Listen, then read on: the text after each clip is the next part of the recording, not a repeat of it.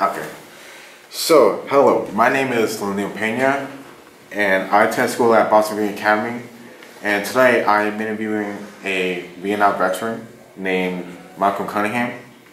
I'm really grateful that you agreed to this interview, and I appreciate the time you making the time to come out time out of your day to make this happen. You're welcome. Okay. So today is 4/19. It's 4/9/13, and this interview is taking place at the University of Massachusetts in Boston. And for the record, could you please state your name and birthday? My name is Michael H. Cunningham, and I was born on September 24th, 1949. Okay. And what branch of the military did you serve? United States Army. What was your highest rank there? It's E4, like a corporal. Okay. Actually, it was a specialist specialist fourth class. It's called. Okay. And where did you serve? After training here in the States, well, I went in the Army in December of 1967, and after training here in the States, in New Jersey and then Georgia, they sent me to Vietnam in June of 1968. I came home from Vietnam in March of '69. I was stateside for the rest of '69. Then January of 1970, they sent me to Germany, and I spent a year in Germany. And I got out of the Army December 4th, 1970. Now, could you describe your first experiences at training? It was regular training. We went to basic training in New Jersey for 8 weeks. Cold, snowy, miserable. Then we left from there, and they sent us down to the swamps of Georgia for 2 months. And basically, we lived in actually it was Fort Gordon, Georgia. But there was a little camp on Fort Gordon called Camp Crockett, and it was just a bunch of old World War II Quonset huts in the middle of the swamps, and that's where we spent the next 2 months. And they purposely trained us and prepared us to send us to Vietnam. So what were your instructors like? The drill instructors, yes. In New Jersey, you know, they were just the regular drill instructors. No one liked them. They were always in your face. But when we got down to Georgia, like they specifically told us, they weren't gonna just needlessly harass us. They were just trying to. They were all Vietnam veterans, and so they were just going to try to teach us how to stay alive in Vietnam, because that's where we were all going. It was infantry training, and they knew we were all, as soon as we were done with the training, we were gonna go to Vietnam. So there wasn't any sense of just harassing us and giving us a hard time. They were just trying to give us, teach us stuff that they learned in Vietnam, and pass it on to us, hopefully, so we could stay alive. Now, did the veterans that were like in the boot camp give you like any advice? Veterans in basic training? Yeah. Not as much as, like I said, in New Jersey it was called basic training, but in Georgia, Fort Gordon, it was called AIT, Advanced Infantry Training. And that's where the drill instructors, that's when it became deadly for real. That's when the drill instructors just try to convey to us all the stuff that they learned in Vietnam, just to give us a better chance for survival. So it's mostly in Fort Gordon, Georgia, not Fort Dix, New Jersey. Fort Dix, New Jersey was just generally getting us in shape and everything. Now, were you drafted or enlisted into the Army? No, I enlisted for 3 years. 3 years? Now, where were you living at the time when you got enlisted? West Roxbury, That's Roxbury. Boston. which is part of Boston. Now, why did you join? Good question. I graduated from high school, Boston Tech, in Roxbury in 1967.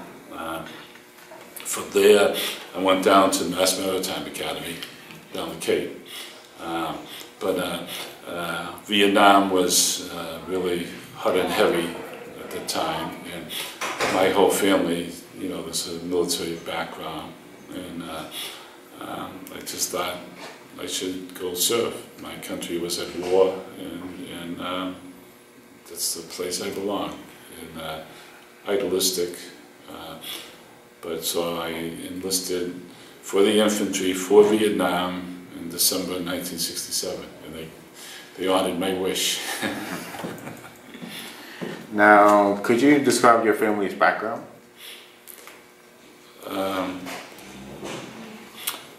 We grew up. I grew up in Rosendale, Archdale Street Projects, and it's in fact tomorrow, April 10th, 1963. It's 50 years ago that we moved out of the projects to West Roxbury, so I only lived in West Roxbury for like 4 years before I went to Vietnam. So my roots are Rosendale, the projects. But like I said, my father, my uncles, my grandfathers, my grandfather was in World War I, World War II, my father was in World War II, all my uncles were in World War II, so it was sort of just a natural evolution for me that I should do that. Now, did you know where they went to, your family? Where, I'm sorry?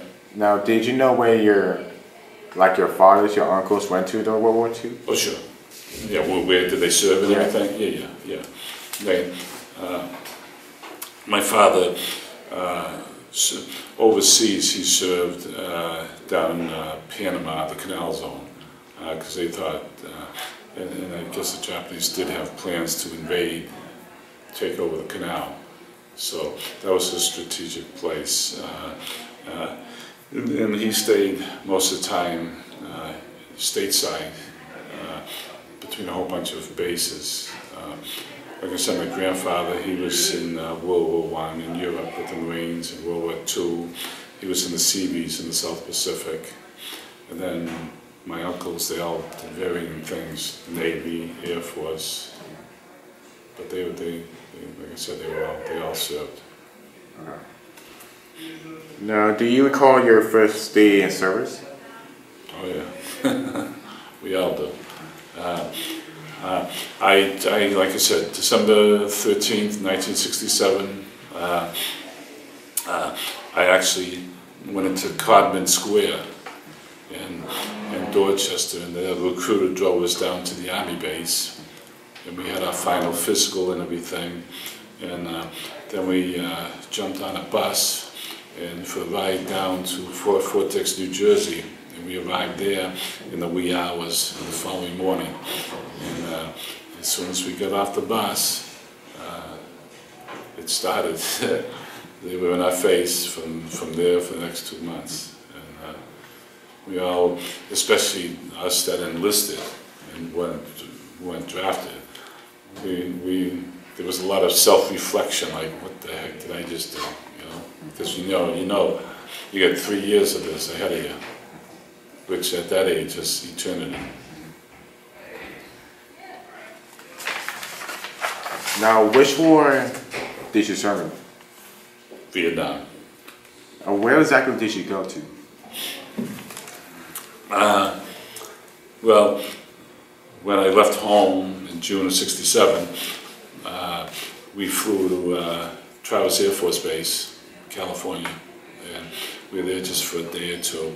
Then we got on a plane and we flew from there to Wake Island in the middle of the Pacific, and then we flew to Philippines, and then we landed in Vietnam, Long Binh, and we were there for a couple of days until they assigned us to our unit, and we had to make like 3 formations a day, and they just would call out people's names, and it was like the 3rd day I was in country, and in one of the formations they called my name, and they said the AmeriCal Division, and I never even heard of the AmeriCal Division. And so after that formation, the bunch of names that were called for the AmeriCal Division, we met and they told us a good idea. They put us on a bus, brought us back to the airfield. We jumped on either a C-130 or a C-123, I forget which one it was. Just a 2 or 4 engine propeller plane. And they flew us, we went from there up to Pleiku. We dropped off some guys there. The plane just touched down, lowered the ramp. The guys from the 4th Infantry ran off the plane, they raised the ramp and took off again. And then we landed in Chulai, which is way up north.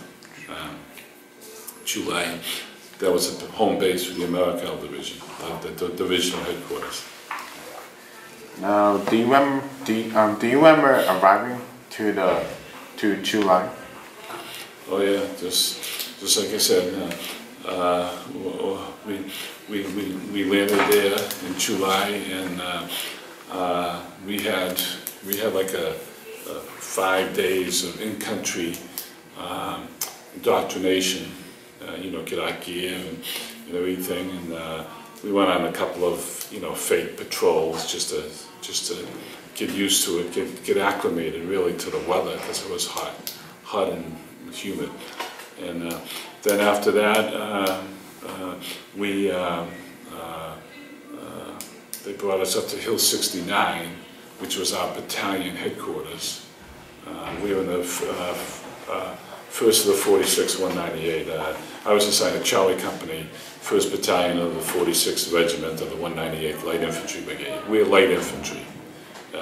So they brought us up to Hill 69, which was just 5 miles north of Chulai. And then from there, we were introduced to our first sergeant on Hill 69. And they told us a chopper was coming in that afternoon to pick us up.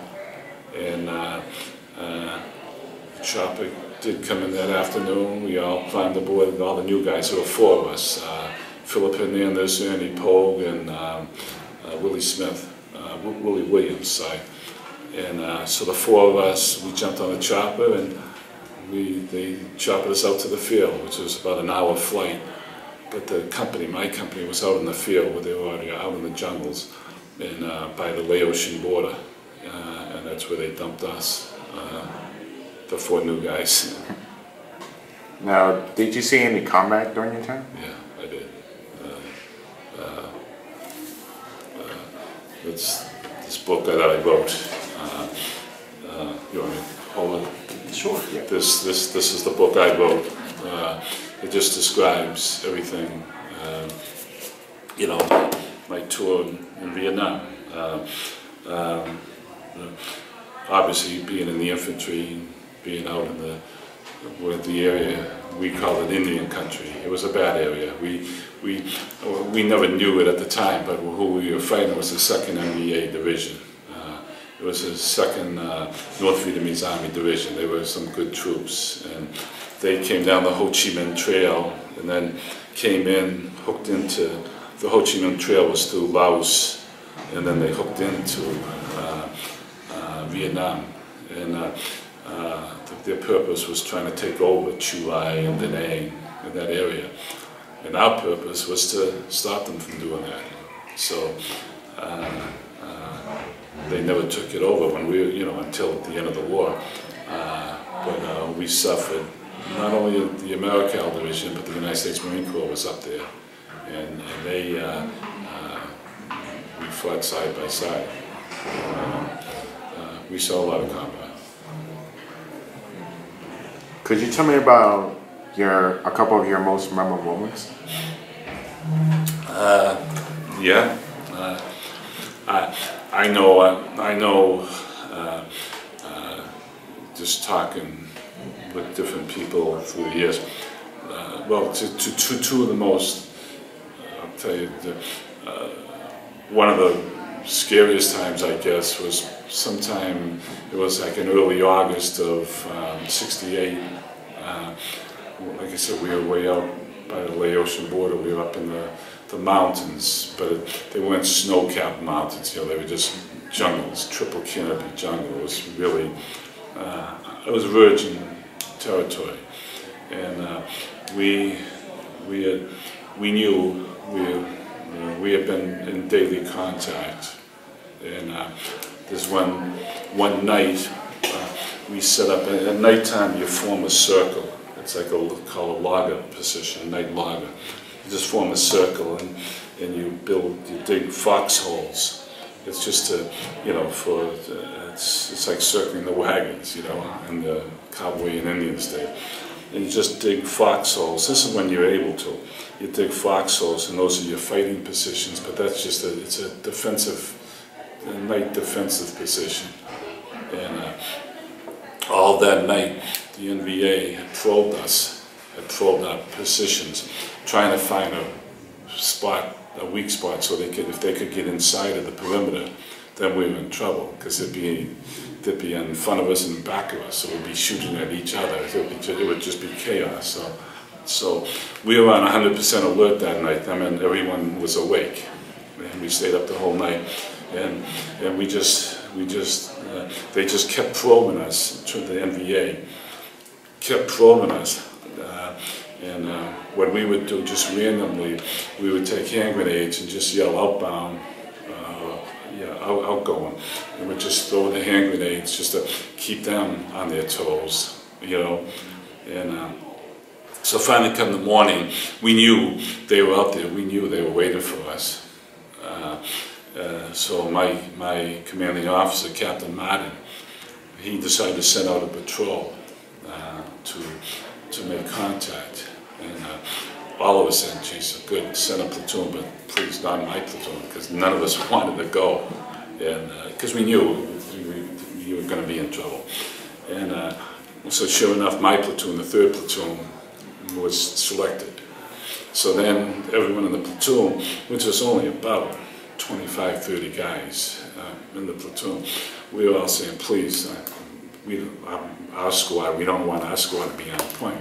And sure enough, 3rd squad was picked for point, which meant they were going to lead the patrol. And I was in the 3rd squad.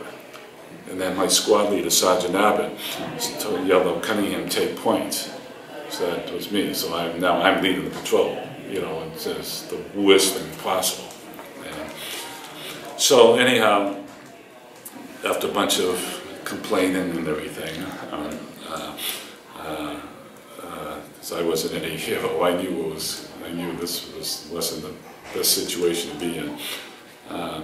But we finally moved out, and I don't know, about 25 yards outside of the perimeter, I saw movement in the jungle.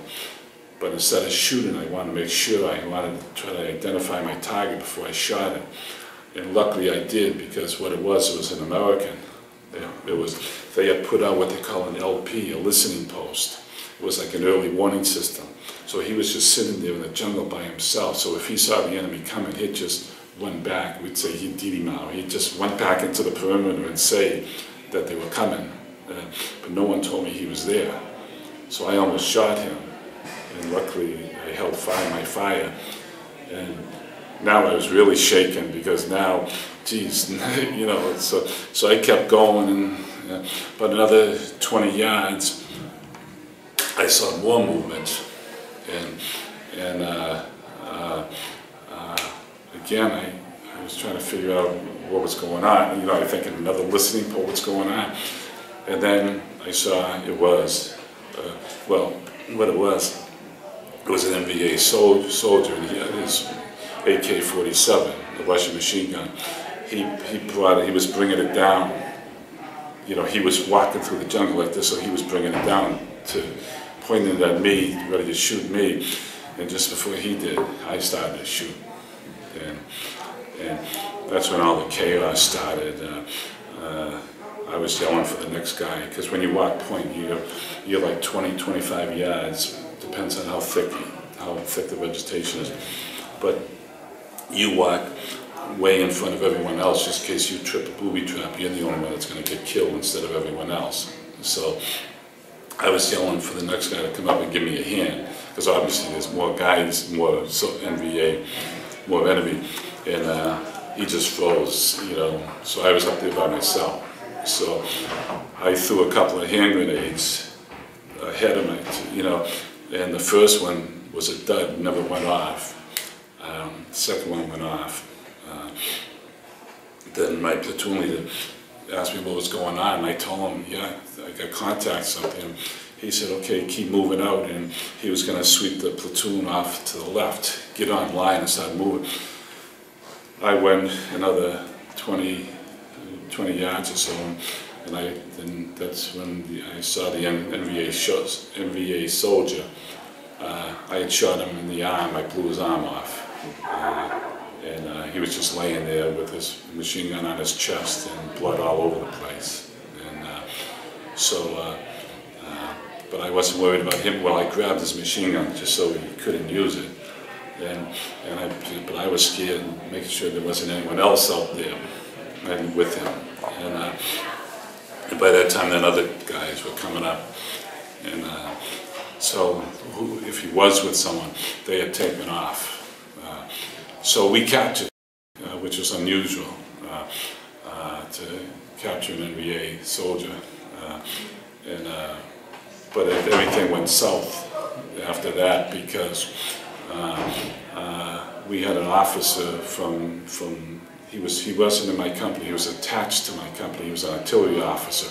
He was attached to the company to call in artillery, and he had come out of the perimeter, and he, you know, I respected the NVA soldier. He was the enemy, and I wasn't gonna, you know, let him do anything to me, or hope not. But now he's captured, you treat him like a human being, and that was my philosophy. Yeah. But this lieutenant was manhandling him, ripping stuff off him, you know, equipment and stuff. And then he told me, he says, okay, kill him. And now, you know, I told him, well, we can't kill him. He's a prisoner. You know, we have to, we capture him. And I was trying to think of anything I could to prevent from killing him, because I really didn't feel we should kill him. And if I shot him in combat, you know, that was one thing, but now he was prisoner. So he told me, I was making up different things, saying we can use him for intelligence and all this other stuff. So anyhow, the lieutenant ordered me to kill him. Yeah. And I said, I can't kill him, you know, he's a prisoner. And so he said, well, okay, if you don't shoot him, I'll shoot him. So he took his M16 and he stuck it down and shoot the soldier, NVA soldier. And I took, without thinking, I took my M16, I pointed at the lieutenant, I said, I'm going to shoot you before you shoot him. Which wasn't really the best thing, the smartest thing to do, because now I was in trouble, because now I threatened the officer's life. And so, like he told me, he said, you're in a lot of trouble now. And he grabbed the NVA soldier and headed back inside the perimeter, and we had to go finish the patrol. And now I wanted to get into combat, because now I was in a world of trouble. you know, now I was in trouble. And anyhow, we finished the patrol. We made the sweep, no more contact. I got back into the perimeter, and the guys were there, and they had made a big hut. We had canteen cups, and they had a big canteen cup full of hot chocolate, some cookies, and that was our breakfast. But they had it waiting for us when we came back. And I had the hot chocolate, and after I was there for a while, I was told that Captain Martin wanted to talk to me. So I went inside the perimeter, and he asked me, he says, what happened out there? And I told him, I explained to him, I lied. I told him, just, you know, things got kind of confusing, I'm not sure. And so he said, what happened? The lieutenant says you threatened his life. And I said, geez, I don't know, sir, things got confused. You know, I knew I did threaten his life, but I didn't want to admit it. You know, so I just said, you know, things get confused and everything, so I'm not, you know, So as this is happening, Captain Martin's here and the lieutenant's here glaring at me, but I can see in the background the soldier, the NBA soldier I shot, was just laying there on the ground. And so Captain Martin told me, he says, I was going to put you in for the Bronze Star. Now you're lucky if I can keep you out of LBJ. LBJ meant long been jail. You know, like the lieutenant wanted to throw me in jail. The captain wanted to give me a medal for what happened out there, and the lieutenant wanted to put me in jail. At that time, at that moment, I really didn't care what happened. I mean, I almost just got killed, and now this guy is threatening me. You know, it was so stupid. Anyhow, what happened? They had called in for medevac, helicopter, and the medevac came in with 2 Vietnamese, South Vietnamese officers, army officers on board, and they grabbed the prisoner and put him on the chopper and took off back to July or Da Nang, somewhere, which I felt good about. Now it was over, and whatever happened, happened. So we had moved out, and a couple days later, this lieutenant came up to me, teasing, mocking me, and telling me that, you know, here I am, this big hero, that trying to save the guy's life. On the way back, these 2 South Vietnamese soldiers, they were interrogators. They had interrogated this NVA soldier. He wouldn't talk, so they threw him out of the chopper, you know, in mid-flight. To this day, I don't know if that really happened or if the lieutenant was just messing with my head or what. All I know is I did what I had to do. I think I did the right thing, and I don't care about the lieutenant or anything. But that was one incident. What made you lead to this decision? Of not shooting the soldier? Yeah. Just my background. Obviously, my parents had a heavy influence on who I am and in my environment. Like I said, I grew up in the projects, and the projects, we had black kids, white kids, Puerto Ricans, Spanish, whatever, and we were all just people. We were all just human beings, and we were all just, not to use the cliche, but God's children, you know, and the Vietnamese soldier is the same thing. You know, he was fighting for what he believed in, and I was fighting for what I believed in, or I thought I believed in. And so it's just a value of life. And like, if I had killed him upon initial contact, well, so be it. I mean, you know, to save my life, I would have killed him, and I wouldn't have thought about it. But now that we have him captured, you know, if you kill him, it's, in my opinion, it's murder. So that's why I would not shoot him. Now, how did you manage to stay in touch with your family during your time in Vietnam? Well, you want me to tell you another incident? Yeah, sure, go ahead. Before, I mean, not to get too deep into this, but I do have PTSD from Vietnam, and I go to the VA to talk about, you know, post-traumatic stress disorder, and so that's why I know that there were 7 times. There were at least 7 times that I know I almost got killed in Vietnam. That was the first time. But the second time, I'd like to talk about it because, well, right on this wall, not the wall, but the monument here in Dorchester, right on Morrissey Boulevard, the Vietnam Memorial, one of the guys that I served with, that was in my company, Charlie Company, it was July 29th, 1968. We had just left LZ Young, and we had chopped it out into the jungles. And we were supposed to leave in the morning, but as usual, everything, snafu, situation normal, all followed up, although they use strong language and that. So we were supposed to chop it out in the morning, but the choppers weren't available. We didn't chop it out till the afternoon.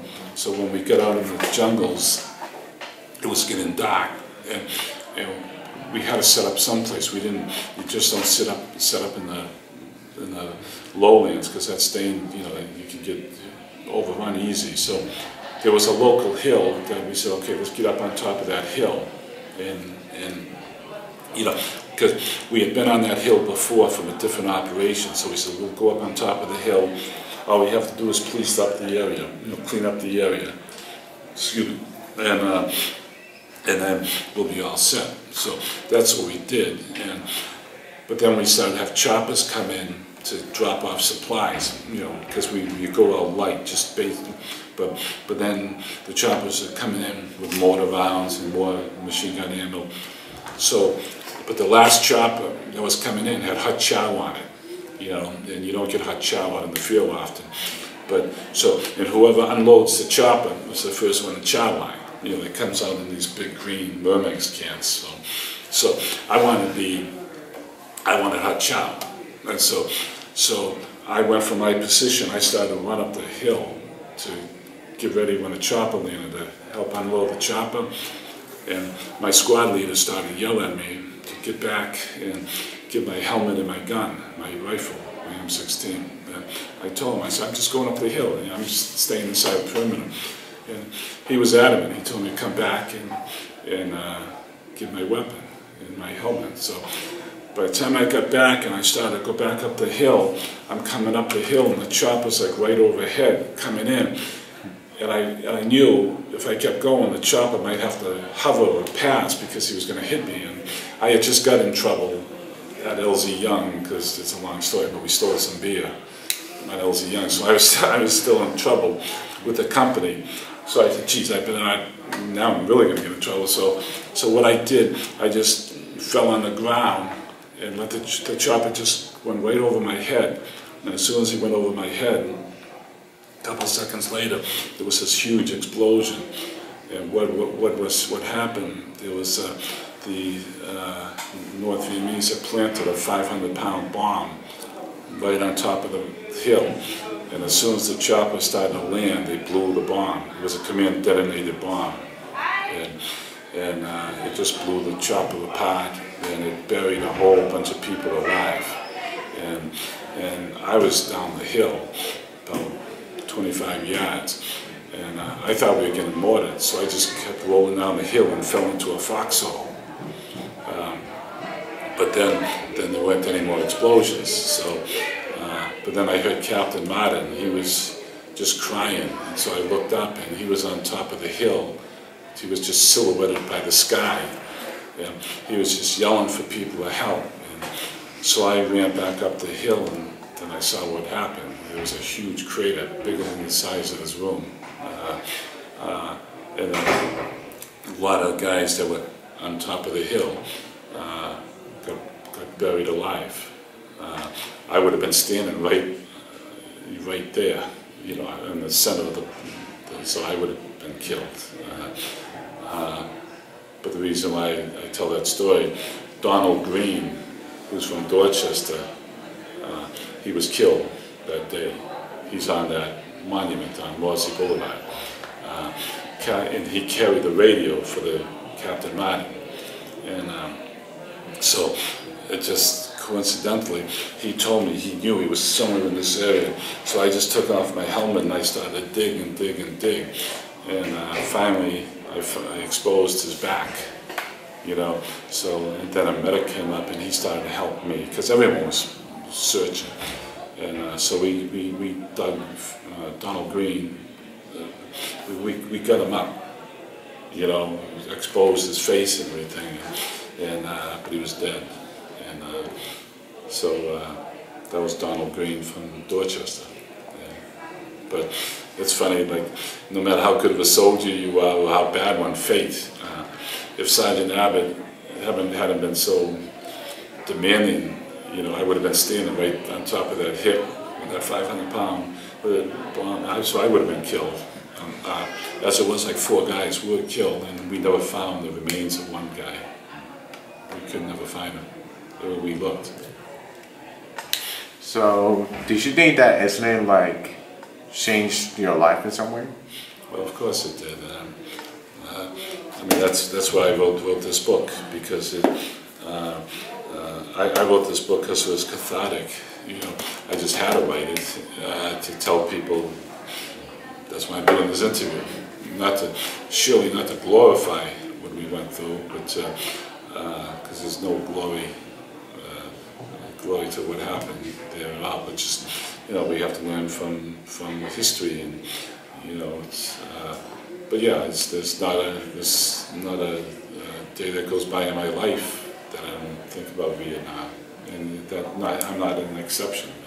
Anyone that's been in Vietnam in combat, or Iraq or Afghanistan, you know, and it's trauma, plain and simple. And whenever you're exposed to that, especially over a lengthy amount of time, yeah, it affects the rest of your life, absolutely. Now, how did you manage to stay in touch with your family during your time in Vietnam?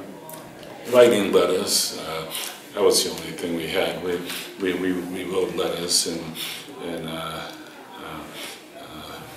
once you wrote the letter, you just put it in the envelope, and you just wrote in the upper right-hand corner, free.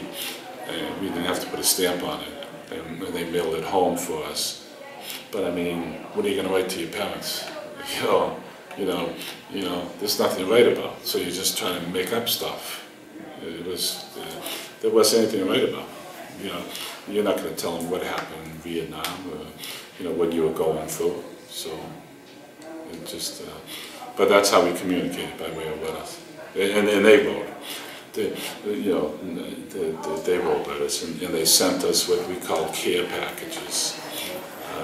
You know, just packages with food and Kool-Aid and newspapers and pictures and stuff like that. Now, did you carry any of your own personal supplies? Did I do what? Did you carry like any of your personal supplies in Vietnam? Personal items? Yeah, What? personal items. I'm sorry? I mean like personal items. Yeah, we carried everything on our back, we call a rucksack. We just carried water, we carried our sea rations, which was our food, Morium, bug spray, sometimes a clean pair of socks, but personal supply. I know I had a camera for, well, someone had one of those little, and then this is, I regret, someone had a little Kodak camera, and he was tired of carrying it, so he was going to throw it away, but I thought it was ridiculous. I said, yeah, I'll carry it. But after a while, it does get to be a pain, and I took a whole bunch of pictures, but I lost them all. And that was the only person. I had a little Bible that they gave us at the Army base, a little, not even Bible, it's just a copy of the New Testament that I have today. So what's that, from 67 to now, so it's 33, almost 46 years. Yeah. But that's the only personal thing. Did you feel much pressure or stress when you was in Vietnam? It's, of course, you're under daily pressure. I don't even know if we would call it that. We would call it pressure and stress. You know, you knew that any second anything could happen. I mean, you'd just be sitting around and, you know, drying your feet out or something and thinking everything was good, then all of a sudden you'd be in a firefight. So you'd go from everything being nice to sheer terror. But it's, you know, and it's hard to describe, but you had to keep your emotions in check, and the best thing about it is like say if you went through a firefight and stuff, you know, you knew, we all knew, it says we're never going to get through this stuff alive, we're never going to make it out of this stuff. But then when you got into a bad firefight and you made it through it, you said, geez, maybe there's a possibility, but if you were too, but if you really, you had to just, it's hard to describe, but you had to, if you really were worried about your safety and stuff, you were going to get in trouble. You had to just have a, hey, whatever happens, happens. I can't worry about it. You know, you just had to throw your fate in the wind, really. Because if you said, well, geez, I got to be careful about that. You know, like I said, I saw so many good soldiers, really sharp soldiers, get killed just because of fate. You know, and so I saw a lot of guys that really didn't know what they were doing survive. So your survivability isn't directly related to your skill level. It's just fate. You know, so much of it is fate. You know, although you try to do things the way you're supposed to do it. But now, do you recall your first days coming home from Vietnam? Mm-hmm. Yeah, it's. I came home under different circumstances because I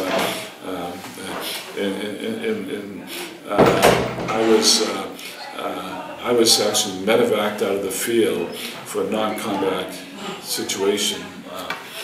My medic, I had like a 103, I think it was 103 temperature.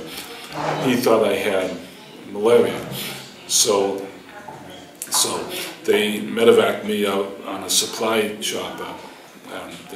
The chopper came out to give us a supply. So he put me on the chopper because I had malaria. And once I got back to somewhere, I don't even know where it was. It was a fire base. Well, in the middle of the night, I remember them saying to me that I didn't have malaria, I had ruptured appendix. So they medevaced me from there to Da Nang, and they operated on me in Da Nang. Next morning, I remember talking to the doctor, and he told me, and I said, so it was a ruptured appendix, and he told me, no, it wasn't my appendix, but he talked to me later about it, and next thing I knew, I was in Cam Ranh Bay, and my whole stomach was infected. But my medical records never arrived from Da Nang, so they didn't know. You know, the whole thing was just totally messed up, and I wasn't getting better. So they sent me from Cam Ranh Bay to Japan. I was at a hospital in Japan, and I was there just for a few days, and then the doctor told me that because I had such short time left in Vietnam, they weren't sending me back to Vietnam, they were sending me home. And although that might sound good, but it was tough for me because, well, when he said I was going home, I said, yeah, I know, I'm going back to Charlie Company, because that was my home. You know, it's funny how your mind changes, you know. And he said, no, I'm going back to the States, the world. And like I told him, I said, yeah, I can't go back to the States. You know, the guy's in Vietnam, I have to go back to Vietnam. And he said no, and he said it wasn't my decision, it was his, and he was sending me back to the States, which I did. But it was, and you know, of course, that's great going back home to America, but it was so bad for me because it was just, you know, it just boom, all over with my company in Vietnam. It just tore me away from my buddies in my company and everything, and you know, that was tough for me because, you know, all of a sudden you're side by side fighting on a daily basis. Now you're not with them anymore. You know, it's a tough transition for me.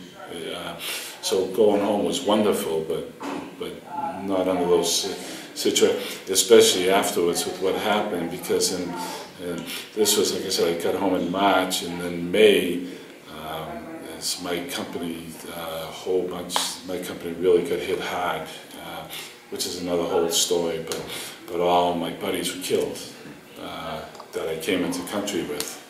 So that was it, you know. And my best buddy, Phil Hernandez, that's Phil right here. He had 10 days left to go in country before he came home, and he was killed. So So, but coming home, I came home. I came home to Fort Devens. It was in the middle of a snowstorm. And, yeah. So what type of, did you receive like a honorable reaction for your services? An honorable reaction? Like a medal? Well, yeah, no, I just received the regular ribbons and medals, and the only thing that I received good was like the CIB, the Combat Infantryman's Badge. I received that. I received that early.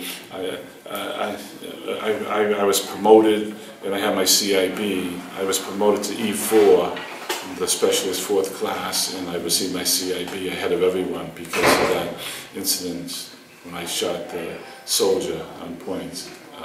So I got that. I was in the Army for like 8 months when I was a corporal with the CIB, so I was a rising star in the Army, but not for long.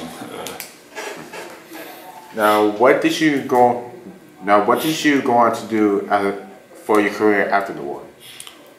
Again, that's a long story, but I served. I was in the phone company for 7 years. Then I quit there, and I went back in the Merchant Marine for 2 years. Then I left the Merchant Marine. I joined United States Customs, and I spent almost 30 years as a customs inspector. Now, do you attend like any reunions? What kind of meetings with? No, I mean like reunions. Reunions? No, not really. I'm not. No, I like I said, I go to what they call the vet center. It's for PTSD, and I go to what they call it's a group meetings, and there's 12 of us. We're all Vietnam veterans, combat Vietnam veterans. So that's pretty much my contact with other Vietnam veterans. I'm not big into, hanging around American Legion halls, drinking beer and telling war stories. I don't glorify war. Just the opposite. It's I respect every single veteran for their contribution. But I like what's the old saying? You love the warrior, but you hate the war. And I know we need a defense department and everything, but I'm totally against the way we engage troops all over the world. Afghanistan, Iraq, for what? For like Eisenhower said back in the 50s, to a military-industrial complex, and that's, so I'm not, I'm proud to be a veteran, I'm proud of other veterans, but I don't hang around and glorify things, no. Now, if you could go back in time during your service and change one thing, what would that be? Teach one thing? Change one thing. Or change one thing. Before you engage troops in a war, make sure you know what you're doing. Learn. We went to Vietnam and we never understood the Vietnamese people. We never understood what was going on. But don't be so hasty in sending your troops, sending your young men and young women all over the world. It's just for what? Like Vietnam, everyone talks about 60,000 Americans were killed in Vietnam, and that's true. But 2 to 3 million Vietnamese were killed. And the Vietnamese are just as human as we are. We killed 2 to 3 million Vietnamese people. And even today they're suffering from all the Agent Orange that we poured all over the country, from all the landmines. They're still suffering today. So I say, I would never, don't be so don't jump to any hasty decisions about sending people into harm's way, because usually it's not for good reasons. Is there anything else you would like to add? Like any final thoughts, stories? Anyway. Any final thoughts? No, I just final thoughts is pretty much what I just said. Obviously we need a defense department, and that's what it should be, a defense department.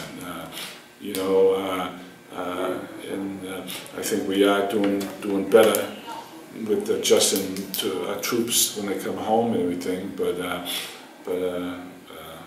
just it's Vietnam, so much suffering, so much sadness, on both sides and everything. And if we had done things differently, we could have prevented all that tragedy.